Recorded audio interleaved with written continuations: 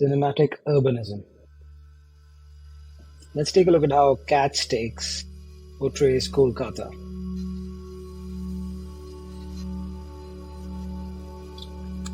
What is cinematic urbanism? Well, it's essentially just the representation of urban spaces in cinema. That's what it is. There are various kinds of it. And it's interesting to see why it even matters. We construct images of our real spaces around us, inspired by cinema. And cinema, of course, is inspired by the real spaces around us too. So in that sense, this confluence of real life and real life makes it super important to study why and how urban spaces are influenced by cinema. Right from the popular fort in Goa because of Dil Chahta Hai, to this cafe in Darjeeling, which became super popular after Barfi, and even how many students wanted to go to St. Paul's after watching Main Hoon Na and how beautifully it portrayed the campus.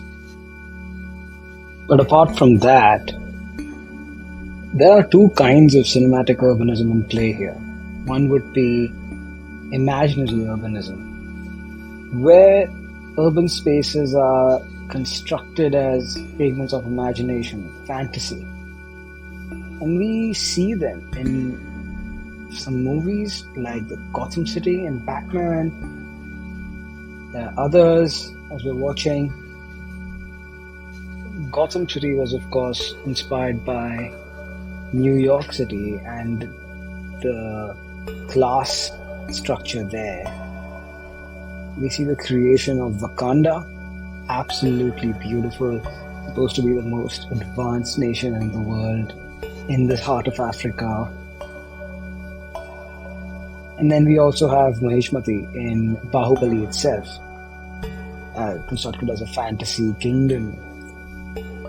Contrary to these examples, there's the example of exploring urbanism in cinema as it is, or just exploring reality. Like we see in these films. Parasite explored the class conflict between the rich and the poor in South Korea rather well. Gangs of Wasseypur looked at Wasseypur in Jharkhand and the crime life there, and has been hailed as somewhat exaggerating the amount of crime there, but yet quite realistic. Another remarkable mention to understand cinematic urbanism and its form would be Article 15 and how it covered this place in Uttar Pradesh. Kolkata was covered by Kahani and Cat Sticks. In this film, we see the camera lingers on narrow streets, on the crowded markets, and the worn-down buildings of Calcutta. It reveals the beauty and complexity of urban life, and the city is presented as this ever-changing environment that's full of energy, and yet there's a lot of chaos and frustration going around.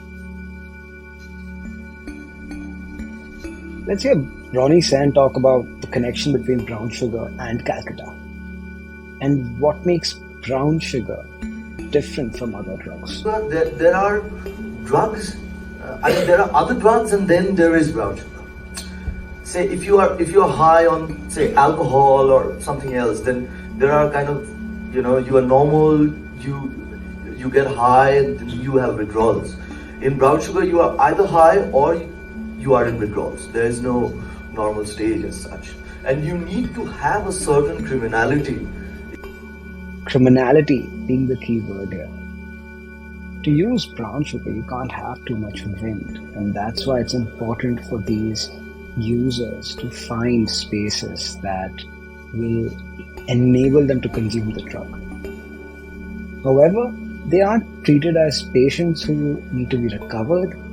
They're often treated like outcasts or criminals and don't get medical treatment, but they get judicial treatment. These are just some stills from the film that reflect the sense of catharsis and claustrophobia at the same time. Now, within this scenario, we can note how there's a gender dimension in the addicts, because most of them are criminals, and these criminals, there are very few females who are addicts here. All the complexities and the matters highlighted within Cat Sticks makes it super realistic and sort of really hits at the heart of Calcutta's drug problem and just substance abuse problem in general. And that's what makes Cat Sticks exceptional.